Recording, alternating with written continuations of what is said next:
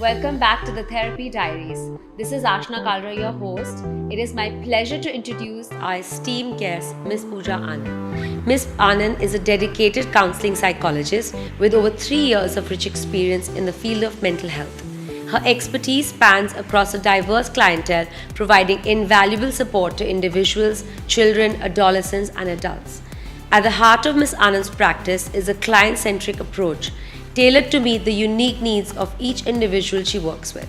She skillfully integrates a variety of therapeutic techniques, including cognitive behavioral therapy, mindfulness practices, and solution focused therapy. This versatile toolkit enables her to effectively guide her clients towards achieving their mental health goals. Through her work, she strives to foster resilience and enhance emotional well being in her clients. With her wealth of experience and compassionate approach, Ms. Anand continues to make a significant impact, helping all her clients navigate the complexities of modern life and achieve greater mental and emotional well being. Ms. Anand, welcome to the Therapy Diaries. Thank you for such a warm introduction, and I'm truly honored to be here to discuss such an important as well as often complex topic, which is about teenagers and adolescents.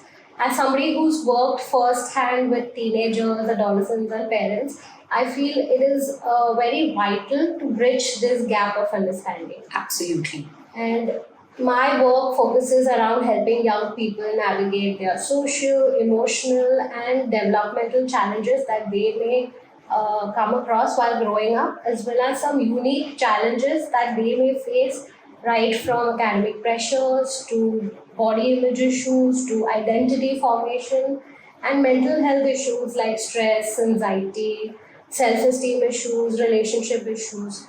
My goal is to provide them with a safe environment to begin with, for them to be able to open up about their struggles, their issues, and to equip them with the right tools and techniques they need to build resilience and effective coping strategies. I think that's amazing that you're helping an age group that actually is the foundation of our being, right? Because until 10, 12, we basically ape our parents. We follow whatever our family is doing. And that's when, after that, is when we start having our own thoughts and identity and we start to form our own opinions. So I think 12 to 18 is a very crucial age. And it's, I think, absolutely astounding that that's the age group you're focusing on. So tell me, how did you become interested in child psychology and what led you to specialize in counseling teenagers? My interest in psychology began when I firsthand saw how early experiences shape into who we become, and that led to pursuing a deeper understanding into child and adolescent psychology. And my interest in counseling began when I saw how our childhood deeply affects and leads us into who we become, especially during the formative stages or early ages, and how it has a deeper meaning into your adult life. Working with teenagers and children and adolescents is more rewarding to me personally because it's a very critical time to build resilience, coping strategies, and effectively learn new ways of handling yourself independently. So tell me, what age do you consider is the switch between being a child and turning into a teenager? What age, according to you, is when we switch our brains from thinking for ourselves? I think this is happening pretty early on, right from 8, 9, where 8-year-olds and 9-year-olds are almost behaving like teenagers, where they challenge you, they don't listen to you, they want their privacy, they want to do their own thing. Yeah. So it starts, I think, right from 8 or 9, but again, it depends from child to child. And family to family, and family environment makes a huge difference. All of this. Okay, so what are some of the most common challenges that parents face with raising teenagers? So I feel by far parenting is one of the toughest job. I am sure you will also agree. Yes. It is also one of the longest because Correct. it's definitely more than 20 years. It's not getting over in 15. It's not getting over in 18. I don't think it ever It never gets over. Yeah. It's the longest, toughest job yet very difficult, very ongoing and impactful, and something which nobody gets training for. Correct. So, parenting by far is undoubtedly the toughest job, and one some of the most common parenting issues are issues with communication, academic pressure, peer influence. I would also add social media overload, plus the self-esteem or mental health issues like stress, anxiety. So I feel it's not just tough for the parents, but it's also tough for the child to manage all of this simultaneously. I think what you said very rightly, coping mechanism and self esteem, I think, happen to be one of the biggest.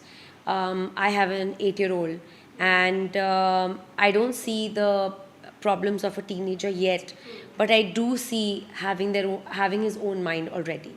I do see where he wants to function according to how he thinks, not according to what I am saying. I'm seeing that shift now. So, do you think that teenagers inevitably will not listen to parents? Well, there will be instances like that, but we also have to be very adaptable, but also have clear boundaries and expectations that this is what we expect from you. Sure, you can have that, but yeah, there has to be a balance between freedom and responsibility, which is very, very important. So, how can parents navigate the often turbulent and behavioral changes that occur during the teenage years? Okay, so let me put it across in a different way. Navigating adolescence is like, steering your boat through choppy waters. Parents need to calm down before reacting. It's almost like adjusting the boat to the wind, right? Staying calm to better guide the teen. Clear communication will act like a anchor to your boat, which is also going to keep them safe and grounded. But at the same time, it's very important to give them that space to navigate their own Emotions, yeah. the course of the boat, emotions, life's ups and downs, the different challenges that they are going to come across in their day-to-day life.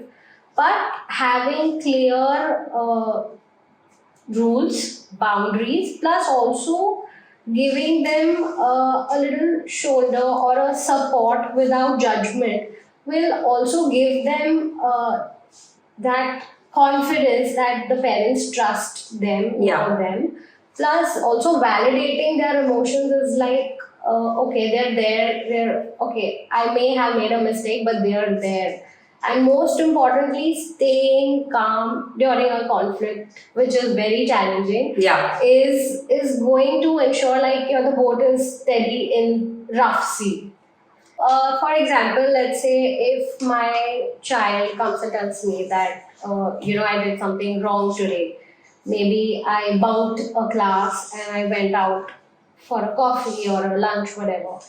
And if I react in that moment that why did you do that? I will no iPad for a week, no TV for a week, which is kind of going to backfire on me because the next time She won't confide in she's you. not going to come and tell me that she did something like Yeah. this, and she's going to straight up lie and go and do what she has to do. But if we have a different approach, that okay, all right, you did that, but okay, for once it's fine. But do you think bunking your class on a regular basis Is going benefiting to you. help you, Yeah. or it's going to put you into trouble for whatever reasons later on?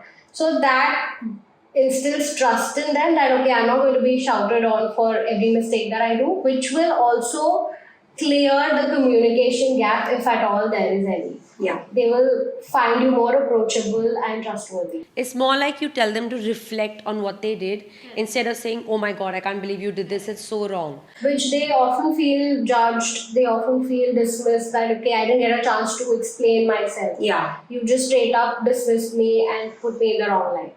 Because also some of their actions could be just them being rebellious, it's not really who they are. Correct. Right? At that age, I think hormones also play a big role. So can you tell us how do hormones play a big role in the psychology of a teenager or in the mindset of a teenager? So typically from the age of 9 or 10, they start hitting puberty, and that's when there are changes in the body, their appearances change.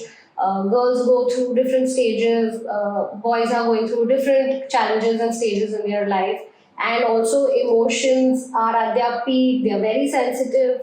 They have a increasing need for independence, privacy, showing more defiance in their behavior, which we feel that I don't know what just happened. Like here, you were a small child to me, and now you are suddenly so rebellious, like constantly challenging me, constantly Opposing what we are saying. opposing to what we are saying, and there is this communication expectation mismatch between the child and the parent. Correct. So that leads to a lot of issues or drama at home. So 13 to 19, you said, is the main hormonal It's the changes. main hormonal changes, and that's where they are also trying to identify who they really are, who they really want to become, and of course, a lot of comparison with peer pressure, peer influence. Many things go around that. So tell us some of the very effective strategies that you advise parents for a strong parent and teenager relationship.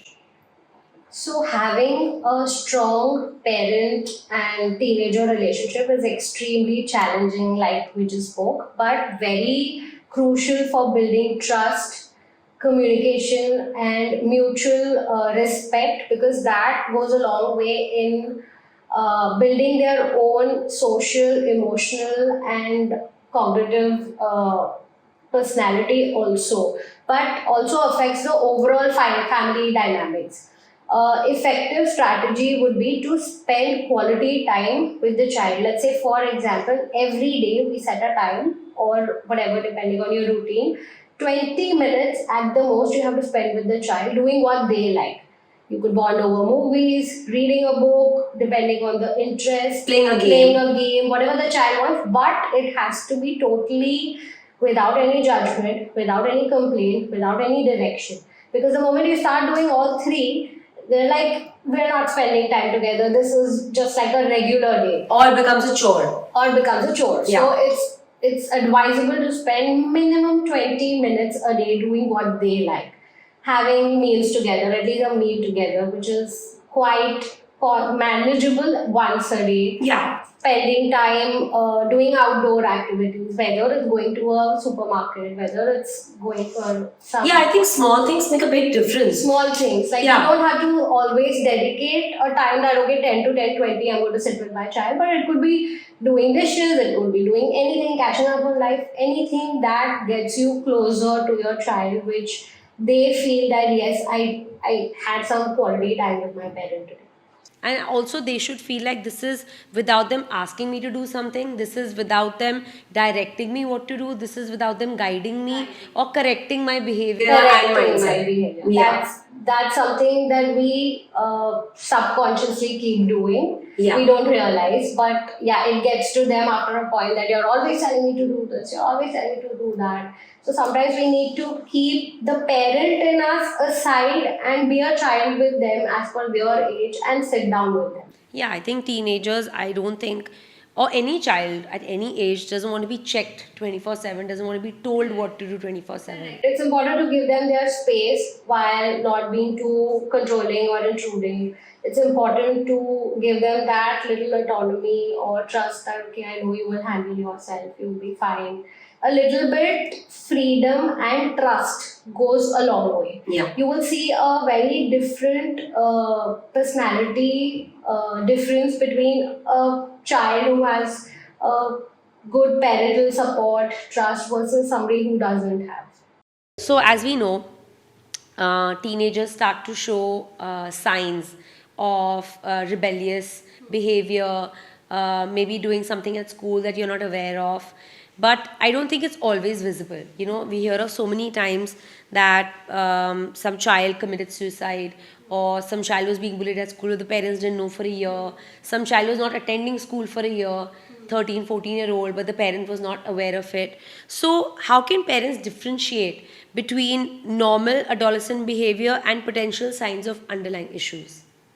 So, like I said, during this teenage phase, the children are going through a lot physically, emotionally, cognitively, and socially. So, a lot changes basically in their mind. bodies and emotions. While I wouldn't like to flag or correct any behavior as abnormal, because, like I said, it's each different for each child. But there are some obvious or some signs that we can look in for, which is extreme sudden mood swings, which are way out of proportion, very rebellious, irritable behavior, plus secrecy, excessive risk taking or substance abuse, declining grades, persistent low mood, very defiant, hiding, friends and family withdrawal are some of the obvious signs that you have to look out for. For example, there was this child who used to come to me, and on surface he was very so basically the parents got him because he was very sad, very low, wouldn't talk to parents, won't follow instructions, and parents were very irritated that he's not doing this, he's not doing his homework, he doesn't want to go to school. But when he came for therapy and sessions with me, we discovered that there were some other elements which probably, first of all, it didn't come up in the first 2, 3, 4 sessions. It took a while for him to trust, to open up that this is a safe space that I can talk about these things where I will not be dismissed or judged. And it came out that he was, whatever, I don't want to give you more details on it, but yes, there were deeper issues which required more empathy from the parents. They never saw it coming that, okay, this could be a reason, but in return, they were giving him more deadlines, more punishments, which were making him more rebellious. Yeah. That, okay, I don't care, I will not do it. But in fact, if a little bit of empathy and patience is shown at that point, maybe it will take a long way. How old was this child? 9. So at 9 already, you start to see some of the issues which parents may not understand are underlying issues. Correct. So I think we really need to watch out for, like you said, withdrawal, aggression, Correct. and I think, Persistent low mood. yeah. So tell me, what are some of the strategies for addressing like challenges behaviors such as defiance, aggression, or withdrawal? Just some of the strategies that parents can apply. So, defiance and withdrawal is very, very common. We have a lot of parents who come in and have this common complaint that, I don't know how defiant my child has been. He's not scared of us, he's not scared of any punishment. How challenging it is currently to handle them. So, but I also feel that defiance is a way to show that the child is becoming more aware and asserting independence. But some of the common strategies would be to have clear expectations and consequences, to promote open communication, to enforce critical thinking, teaching accountability that your actions are going to have consequences and you will be responsible for it. To also giving them options like, for example, you can clean your room now or after 15 minutes, which gives them a sense of control and reduces defiant behavior. Yeah, because it's like they are responsible, but I'm giving you the choice. Like they feel I'm in control, I can Yeah. decide whether I want to do it now or later. Otherwise, if you keep on giving them commands like do this now, I'm giving you 5 minutes, which they are not going to do, because anyway they are not scared. Basically, at some point they stop caring. So we need to give them a little bit room that you I think have more than to- caring, they stop fearing. Sometimes there's no fear. Yeah. Many times there's no fear, and parents are at their upper limit, like I don't know what to do, because they are not scared at all. So what punishment, what But I consequence? think there comes an age in every human's life where you stop being scared of anybody. And I think that's okay. I know that parents find it hard to accept that my child is not scared of me anymore. My child isn't fearing what I'm saying. My child is not scared of the punishments that I'm going to give. But I think if you see in the larger picture of things or larger scheme of things, as we're growing up, we need to not be scared and understand that whatever I'm doing, I'm going to be responsible for it. Good, bad, ugly. Absolutely, like see that's the end of everything, right? Where I realize that I am not here to make my child happy. I am here basically because I'm a guardian, and it's my duty as a parent to guide them for a successful life. But after a point, if I keep pushing my child, like you said, in the larger scheme of life, I am ruining my bond as a parent or a mother with my child because I was kind of trying to discipline him, or I wanted a particular grade, a particular result. Yeah, you can't decide all the outcomes. I'm not saying that grades are not important. They are, but not at the cost of your bond with the child. Or mental health or of the mental child. health. Because years later, they're going to remember that my mom was very strict. She wanted marks. I didn't have an equation or a bond with my mother. That's not what we want 30 years later. Correct. And I think that affects their whole life. Whole life, yes. Because parental equation with the children defines our life. It's not limited to grades, it's not limited to any competition, it's not limited to any small event. We are looking at a larger scheme of life. Yeah. Between 8 to 10 is when toddlers or children, young children, are turning into teenagers.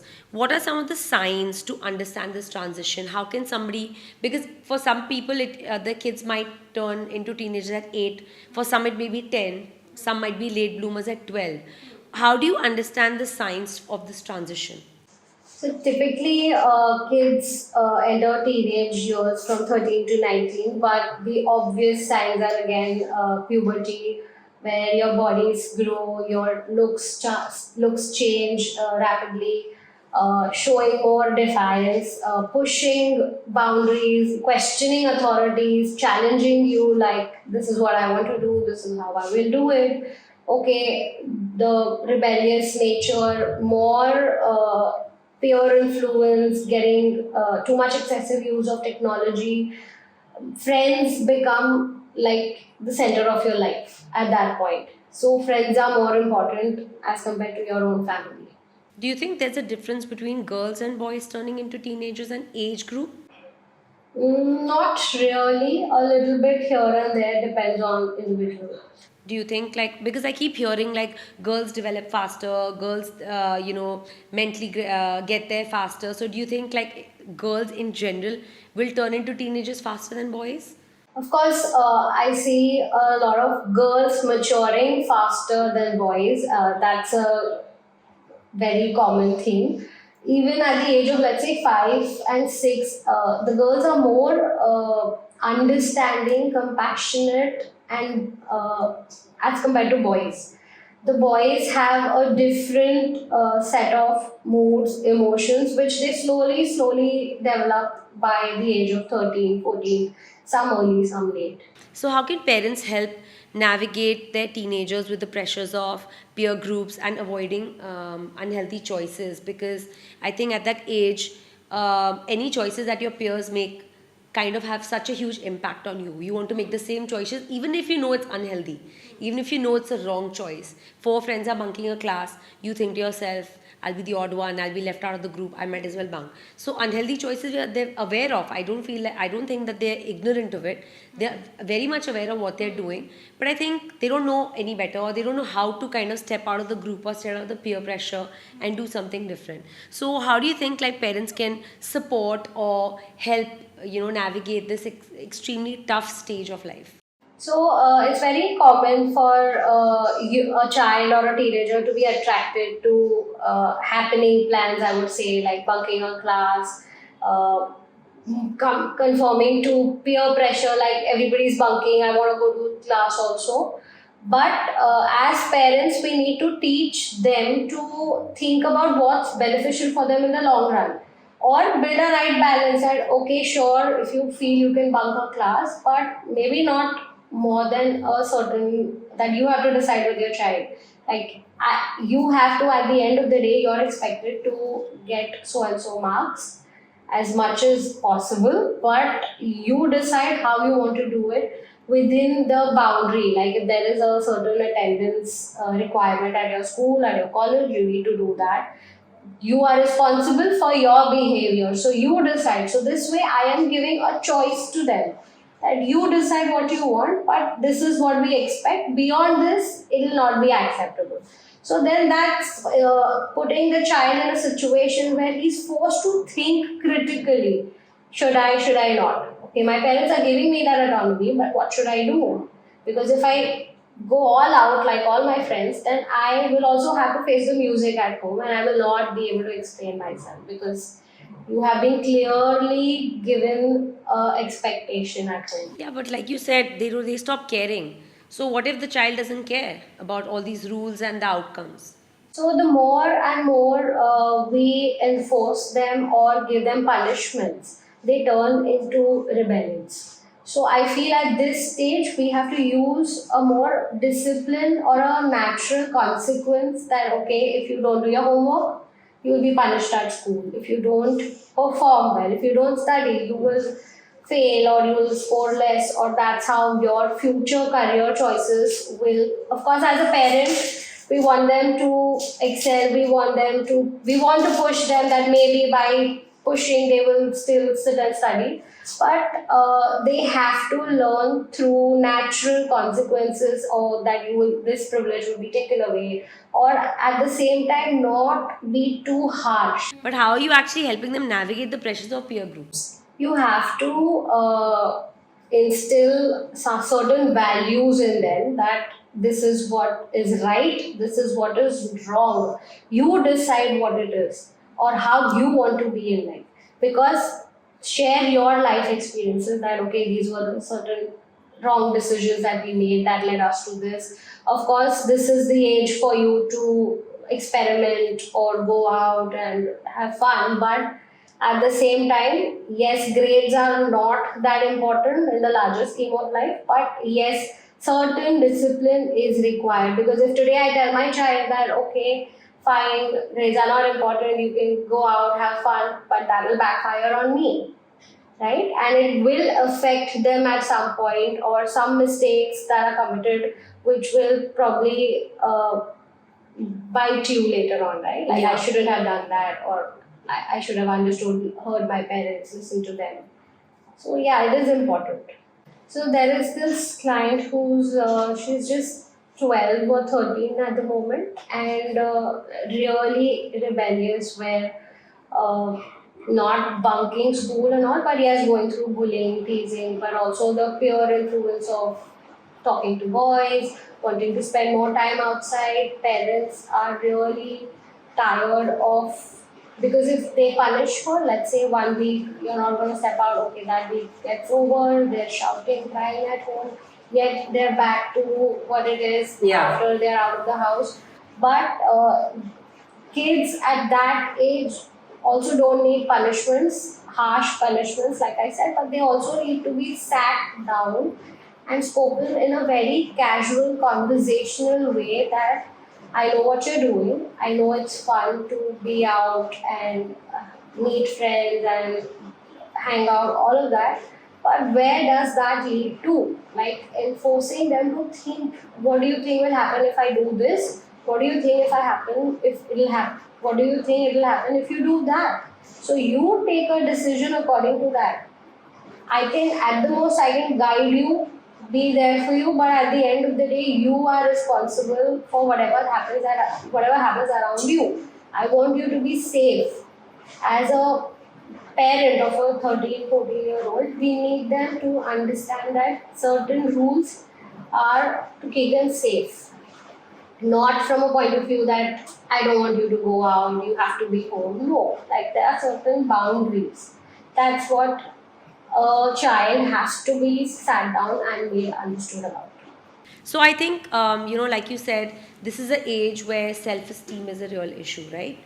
Why is self-esteem an issue in teenagers?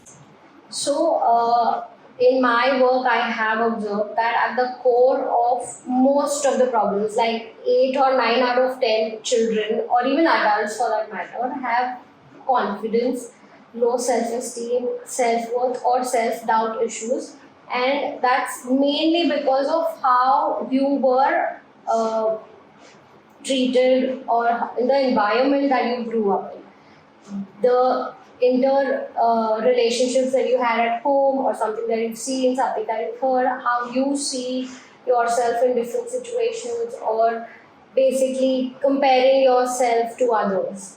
So these are the core issues that lead to low self-esteem. So, if a 10-year-old has low self esteem, what do you think has made him feel like that? Basically in childhood, where maybe the child has grown up seeing a lot of fights at home, where not appreciated enough for something good, always ridiculed or criticized about, okay, you got blessed, you didn't get selected in this competition, or this didn't happen, that didn't happen. Not enough time spent with the child knowing what he likes to do or she likes to do, and just going in a rat race that, okay, you have to go school, you have to go this, I have work. Everybody is so busy in their routine that we forget to see what the child likes, or pushing them to pursue what they like, be it football, be it a dance class, be it an acting class. So we need to see what the child likes. So, the self esteem issues basically you would say comes from environment, family, home environment from 0 to 10. So, tell me, what are some of the strategies for building resilience and self esteem in teenagers which can help them like resist negative peer pressure? Number one thing or rule is to let them take their own decisions, even if they make mistakes. Of course, you're there to guide them, Yeah. but most importantly, we keep guarding them. We see many times in clinic that even for small follow-ups, parents are like, okay, has she come? A little bit of trust, a little bit of freedom has to be given that, okay, she will come, or she has left from here. Little bit helicopter parenting, very controlling, which kind of puts them aside that, okay, my parents don't trust me with little things like daily activities, or teaching them to be assertive, that you need to be assertive even in your friendships, that, okay, I don't like going here, I don't like this particular behavior, or I would like to do this, instead of conforming to the pressure to fit in. Also, most important is motivating them to pursue their hobbies, because like we discussed, in the age group of, let's say, 4 to 8, as parents we are also trying to see what my child likes to do. So Yeah, we expose them to we everything. expose them to everything, and then based on their likes and interests, we then pursue that. Right. So we need to pursue what they like, whether it's an acting class, whether it's a guitar class. We need to push them so that they meet like-minded individuals, get disciplined, and also stay away from negativity in that sense. And also a lot of introspection in terms of, why am I feeling like this, or what hurt me today. Also being empathetic towards others. So let's talk about self esteem a little bit in depth, because I think self esteem really shapes who we are as human beings. It really takes us from 18 to 30 in our life, in a good way or a bad way, in giving us direction. Is what we feel about ourselves. Can you describe it in a technical term, psychology wise? What exactly is self esteem? So, self-esteem basically is how you view yourself, how you believe or value yourself, right? It encompasses of both self-confidence in your ability and with a sense of self-respect. It's basically like the voice in your head that tells you whether you're good enough or capable or not. So somebody having a high self-esteem will feel that, yes, I will be able to do it even if things go wrong. Or somebody with low self-esteem would always feel that I'm not worth it. It might not work out. I won't get it. Always negative, like this is not my cup of tea. I don't look good. Sometimes I can't talk well. I can't perform. I can't do this. I can't do that. It all shapes or brings down to how you view yourself in different situations, in family, friends, school, or how people treat you. Let's say I had this client, she's 24, but let's say in childhood, there might have been instances where, कभी glass तोड़ दिया, कभी कुछ गिर गया. So always been like, तुम हमेशा खराब करती हो, तुम हमेशा तोड़ती हो, तुमसे ये काम नहीं होता है. Which then continued for the 24 years of her life, and till date, her thought is either I will not do it I'll mess it or up. I will mess it up. Because even till date, let's say she's cooking food. So some people are very particular कि जहाँ से लिया वहाँ रखो, अभी रखो. And she's like, okay, I will do it at the end of the day. But they are hovering on her that तुमने ये नहीं किया, तुमने तब जब तुम 10 साल की थी तब तुमने ये तोड़ा था, तुमको याद है तुमने ये तोड़ दिया था, तुमको वो तोड़ दिया था. So it's basically like, okay, you did a mistake, but move past it and not keep on, hammering the child that, okay, you did this, because they related to their 10-year-old self that, okay, I am not capable of doing it, I broke this. So, are you saying that the voice in your head is actually the voice of your parents or your guardians or your caretakers? Absolutely. It's how you start talking to yourself, how they talk to you. Your parents' voice becomes your voice in the head. So if I am looking at cooking, for example, my parents' voice will echo that nahi ye kharab hoga. I'll not be able to cook it well, or something will go bad, and then I start imagining that, okay, this is the reaction that I'm going to get from my parents, and I'm not good at this, I'm not good at studies, I'm not good at work, I'm not good at anything. Basically, I'm a loser, I'm a failure. So it all leads to one thing or the other, which started with probably one tiny thing in your childhood. One tiny comment In your childhood, or feedback, or a taunt at work, at home, in a friend circle, but it all spirals into many things. So tell me, what would you advise parents, since they are going to be the voice in a child's head throughout their life, right? Like you said, what they tell you about yourself is what you start to believe about yourself. So if a child is told they're fat, oh my god, you're so chubby, oh my god, you're so fat, don't eat so much. I have seen this, I have observed this about some kids where they're repeatedly told they're fat or they eat too much or whatever. And now I see them, I know them as adults, and they still have a bad relationship with food, they still have a bad relationship with their own body image, they have a bad relationship with their self-esteem as to how they look. So how do you advise parents to be the right voice in the child's head from 0 to 10? So there are many reels that we keep scrolling that about gentle parenting, about this, but when it's time to do it, we all lose our head, and at that point we can't think of anything but you're eating too much. How much food are you going to eat? But it's important to stop, not react at that point, because when I'm very impulsive, I'm going to say something which I'm going to regret later. But that voice is already formed. But that voice is formed. So maybe pause in that moment, is like get away from that room, post 5 minutes, a little calm version of you, and then you can tell them that I think this is enough for now. You can eat this a bit later, an hour later if you're hungry. But very clear in your tone, in your language. But what about not telling them eat later, eat now, whatever? Instead of putting that dimension, why don't we take another dimension of changing their relationship with food? Because some kids may be unhappy at home and the only way they're coping is by eating. Is that a phenomena?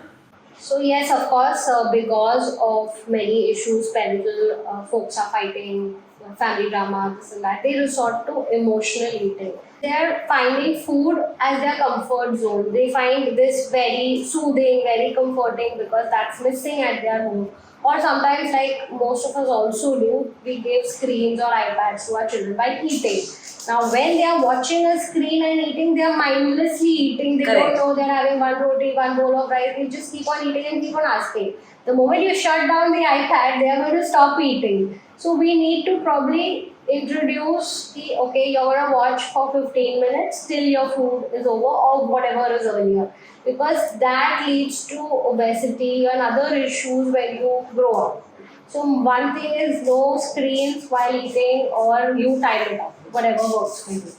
So, do you think body image is formed at a very early age, or do you think it happens in the teenage years? It somewhere happens by 8 or 9, because like we discussed, eating more, eating less, then let's say my child was being told by some friend that you're so fat. Now when kids comment, when they've obviously overheard these words: fat, thin, ugly, dark, fair, Tall, short, at home or on TV or somewhere in some social circle, of course they don't know the meaning of it, but when they use it and it hits the other person, and let's say my child comes and tells me, mommy, somebody told me fat. Am I fat? Then it correlates to being ugly. Am I ugly? Now they don't know the definition of fat, thin, ugly, but they start feeling low and okay, somebody called me fat. So from there it starts. Low self-esteem. Oh, I don't look good. Oh, this person, I don't like this person, I hate this person, I don't want to talk to this person.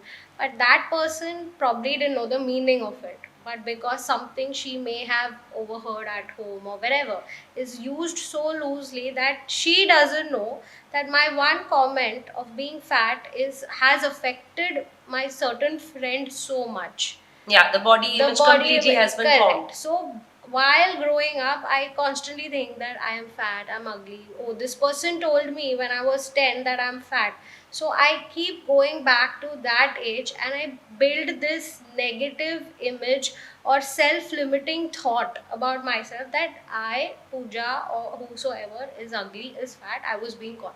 But there has to be an awareness that okay, if I feel that I am so and so, I need to change that about me. But very few people, have that realization or take charge of things in their control. That okay, I want to change this behavior, whether it's rude, not just about physical aspects, but also behavioral changes. So tell me, how can parents help their children develop positive self-body image and self-worth?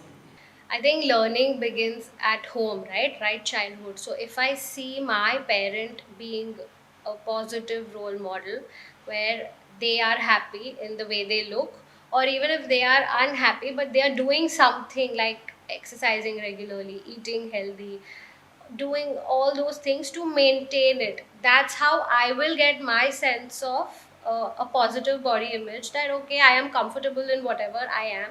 I don't need to believe on a third person about me. I see that at home, I see that grounded behavior, I see that disciplined behavior. That's how I will imbibe or inculcate those values or discipline in Because my they life. ape their parents. Because children copy their parents, especially in the formative years. So whatever I see around me, because parents are their own world, like we've seen with our kids also, for the first 4 or 5 years they exactly copy parents behavior. So if I shout when I'm angry, she'll think that it's normal, so she's also going to shout, but she doesn't have this understanding that I can shout at an ex person but not somebody older to me. But that understanding you get as and when you grow Grow a older. bit older. So Yeah. children see, observe everything from home. So, and of course later on they develop their own values, their own priorities change, and that's how they shape into who they become. Self-worth is basically they will have to, when they grow into teenage years, they start thinking more deeply about what's more important to them, how or what they want to change in their behavior, what do they want to become. Do you think praising children at home between the age of 5 and 10, praising them about how they look, praising them about what they're doing, this excessive also I've seen nowadays. My child is so good at sports, my child is so good at instruments, my child looks so beautiful, I have the most beautiful looking son. I have heard these terms very loosely being used. Do you think this helps in self worth, or I think this also gives a distorted image of self? So I feel that I've also seen that when parents meet, they're only talking about their children, right? Or praising. Or praising, like he's going to this class, he's doing this very well, he's very good at that. Oh, the other day we went here, we did this, we went that. That's how children also come back to us and tell that, oh, I had this today, I did this today. But I feel a little bit in moderation and not in their presence, because it gets to their head. Of course they may be doing a certain thing very well above, beyond their age and capacity, but a little bit in moderation, because then they start feeling that there's no scope of improvement. I am very good at running, like you said, I am very good at that, but maybe the parent is just trying to motivate them or push them, but at the same time you should also put them in some uncomfortable situations. Let's say my child fought with a friend and it's his birthday today, and she comes back and says that I don't want to go to her party, but it's my duty to put her through such uncomfortable situations that it's okay, you will have to go, you will have to face, you will have to do this. Sometimes the child comes and tells, like for example, I put her in a football class and she was so tired, I don't want to go.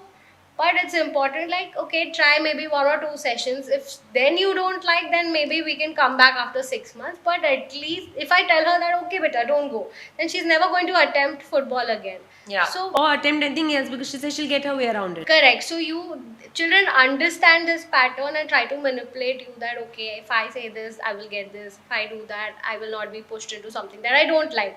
But sometimes as parents, we need to put them in uncomfortable situations. Yes, praise them, but also push them to pursue something which could be beneficial for them. I think praising can have negative and positive. So, can you describe the fine line between it? What is the amount, or what is the words that we should be using, and what are the words we totally should not be using? Because, like you said, might make them arrogant, might make them complacent as they grow up. What would you define as the balance? So let's say she came from a dance class and she did really well. So I praise her that, okay, you did so well, you were so confident, but there was a little bit issue over here. Maybe next time when you take part in this annual day, you could do this and you could work on XYZ thing, or maybe try another thing. But couldn't this result in the child thinking every time I do something good, my mother praises, but in the end she'll criticize me? That's the side of the same coin, right? I will, if I praise her all the time that, oh, you were so well, you were so No, no, like in this one instance, like you said, that she comes back from a dance class or a dance competition and she's done really well, she's performed really well. You'll praise her, but you'll bring her back to earth saying, but next time you could try this. I'm saying, can it backfire?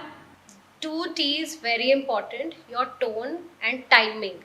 So you have to see the timing. Let's say she's so ecstatic that I was so, you were there, you saw me. So I wouldn't want to kill that excitement at that point. But later, a couple of hours later, you were very well, you were exceptional, but you goofed up a little bit here, so maybe next time work on it. So I am not putting her down in You won't her kill the star moment. in that star moment, in that happiest moment. I'm not going to put you down, I will support you, but I, as a mother, I need to tell you that this is where you goofed up a little bit and you have to work. So tone is very important and timing in every conversation is very important. Can you tell us when should parents consider like serious counseling or professional counseling for their teenagers?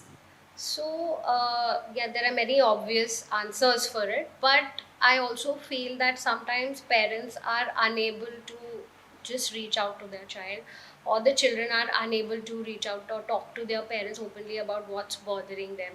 That's when you go to a counselor or a therapist, not just to like kind of break into that shell, but also to have the child have a safe and non-judgmental space to talk about what brings them here. There are many parents who will call us after the session, like, tell me, what did he tell you, what did he tell you, what did he tell you? But that's also like a breach of confidentiality, right? And of course the child sees us as an agent between the parent and him, and they are not going to open up, like they're very smart, they know what is happening. Right. So controlling, overly controlling, helicoptering is very damaging in the long run. So typically between 8 9 onwards, kids start to change in their body, mind, emotions, and everything around that. So it's also safer to see a counselor to get a third person perspective, as in, if I can't talk to my child, at least my child can talk to somebody whom they trust and are comfortable with, and will get a non-judgmental view, not a biased view from parents or anybody, and figure out if they would like to see things in another perspective or do things differently. So, what can parents expect from a counseling session with a child psychologist? So, to begin with, the first session is usually a history taking session where we understand what issues they are going through, and based on our observations and their goals, we set a mutual counseling plan. And then there onwards is a structured process where every session we talk about what brings them here, how to tackle this, how to manage this. But to begin with, they can expect confidentiality, trust, different ways of looking at the same situation, and learning ways to effectively deal with and come up with solutions themselves. This is not like a problem solving process that you're going to come with me with a problem and I'm going to give you a ready made answer. But it's more of a skill building process. Let's say you go to school, college, roughly 22, 25 years. Do you even blink your eye before spending time, energy, effort, money? No, right? I know that I'm going to get a degree and it's going to help me in the next 30, 40 years of my life. Correct. But when it comes to emotions, there is no emotion building in school, college, sometimes not at home.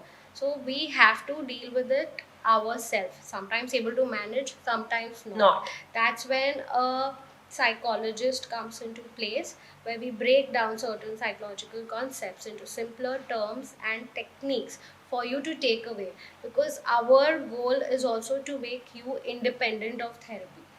We don't want you to be dependent and like, what should I do, I don't know, I'm in the middle of somewhere stuck. Nowadays, modern parenting, where all parents are being friends with their teenagers. All parents allow their teenagers to sit and party with them, sit and drink with them, or watch them do, whatever they're up to. Mothers allow very young girls to put makeup. They allow very young children to go to movies and concerts. I mean, things are changing, right? Back in the day, there was an age where we were considered too small to do anything, or to watch anything, or to know about it. So I think I would say the previous generation limited us before 15 to see or do anything. You're too young. After 15, 16 is when you got to know what the world is up to. But nowadays, kids are exposed at a very young age with parents, and parents are happy to expose their kids. So, what do you make of modern parenting? Do you think we are on the right side of things, or do you think this is too much? I personally think it is a bit too much, because yeah, they are like, I with my child also, I see that every day or the other day there are birthday parties. There's so much of play dates, parties. There is no scope or time for independent playing. Like, you're just home sitting and playing by yourself.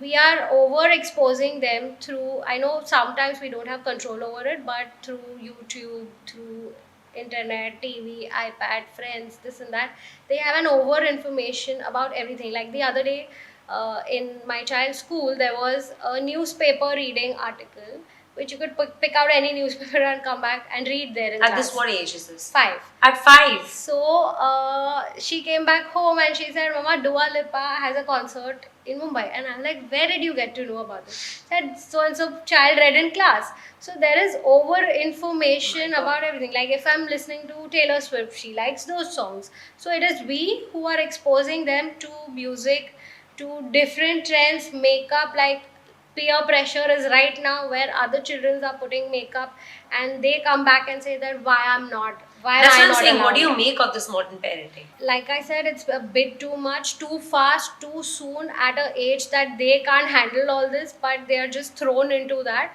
Because I All think they're of not this- emotionally equipped. They are not emotionally equipped. They see something, they like it, they want to have it. So the things that we used to do post 18 or 20, or probably we have not gone for a Diljit concert, but they want to go at the age of 15. Yeah. And parents have sometimes no option and they force them to go there, so they have to go. But this will all lead to anxiety, depression, self-esteem, and all issues around mental health earlier in life, which will be very difficult for them to, probably when they cross 30s, because they have probably done everything and been there and done that, experienced too soon before they could digest.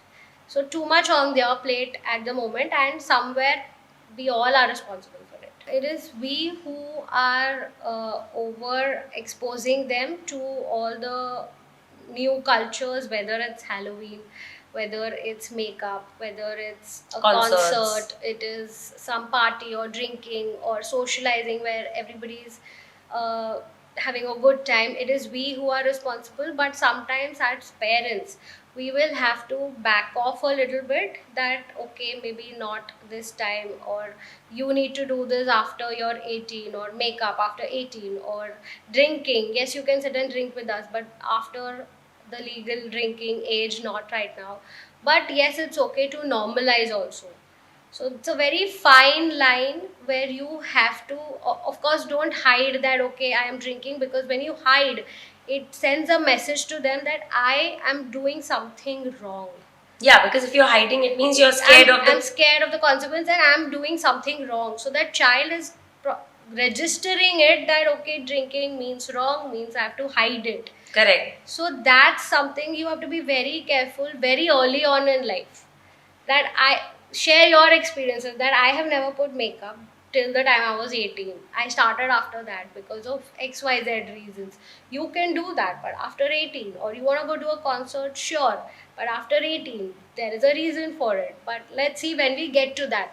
If you keep saying no, no, no, no, now they are going to be like, I don't like you, you don't want to talk. Not only that, you may come across as the backward parent because Backward everybody parent. else is allowing it. Correct. So you just have to put it across that we will think about it when we get to that. Let's not ruin today by discussing this right now. We'll think about it when we get to that.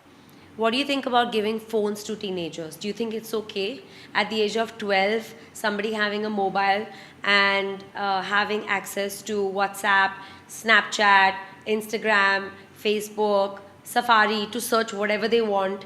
You won't be aware of what they're searching for. And internet doesn't always guide you right? Internet has all the answers, but you need the right answer. And you can't at 12 monitor what they're searching for and what answers they're getting and what they're registering and learning from it.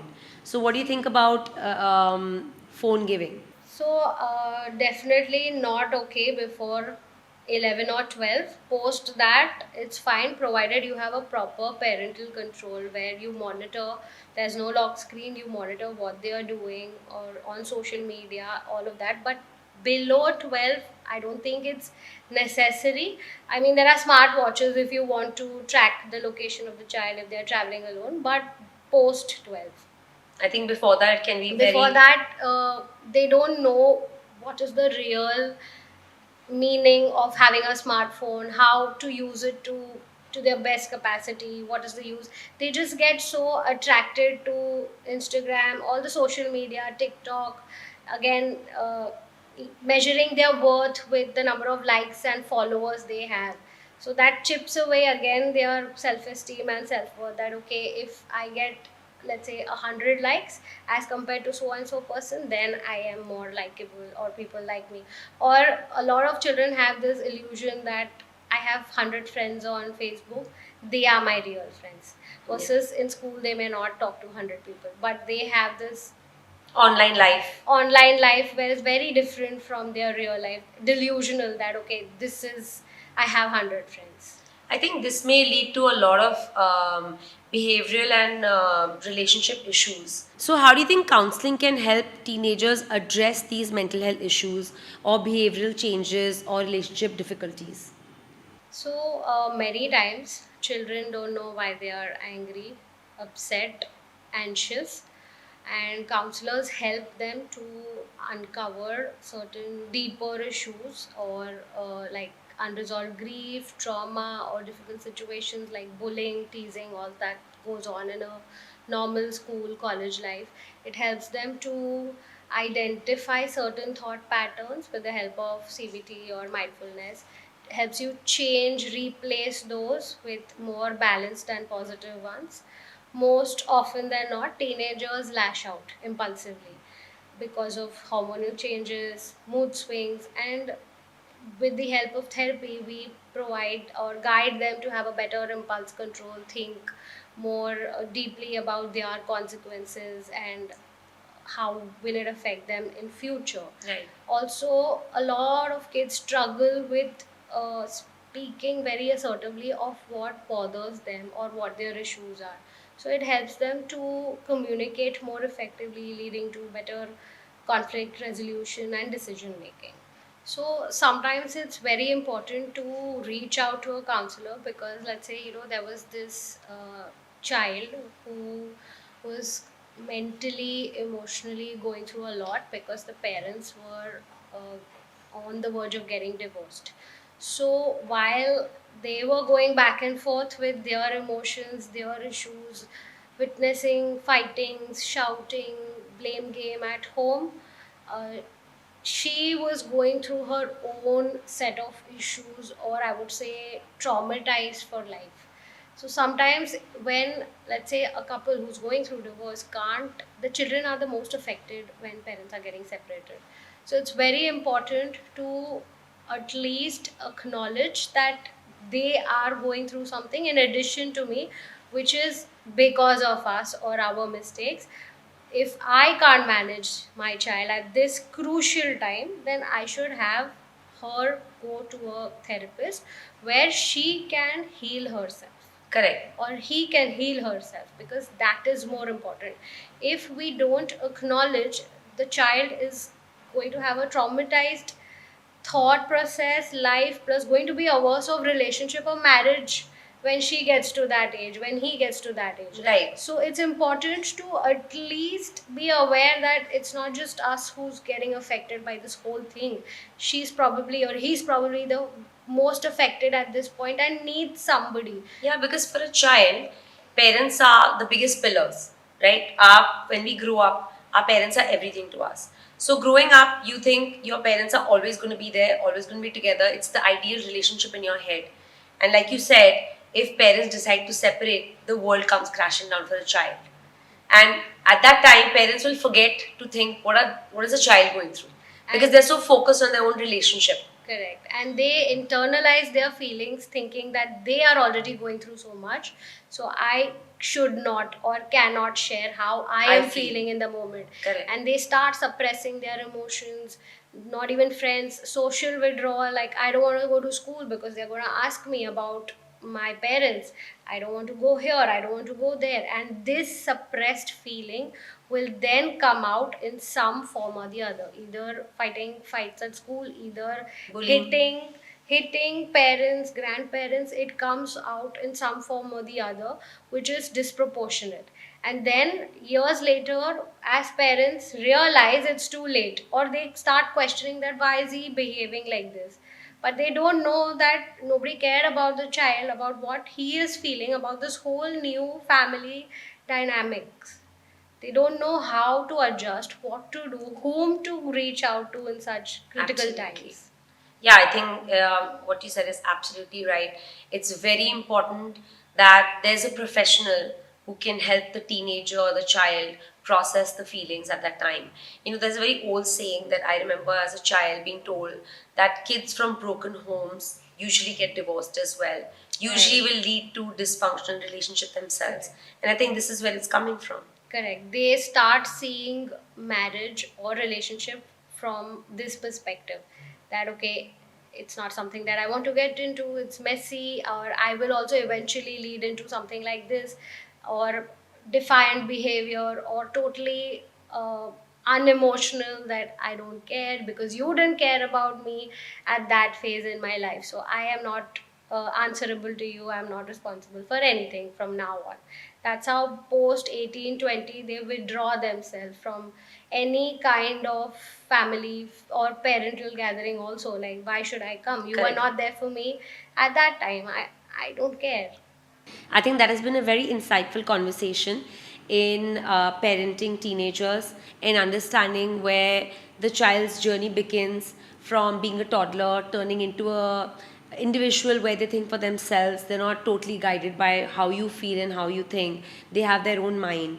I think we've got some great guidelines, and I think parents who feel that their children are acting out, lashing out, not being themselves, even if they're 10, 11, 12, should absolutely seek counseling. Thank you for being on the show. Thank you so much for having me here. It was a pleasure meeting you and having this chat. Thank you. This has been the Therapy Diaries.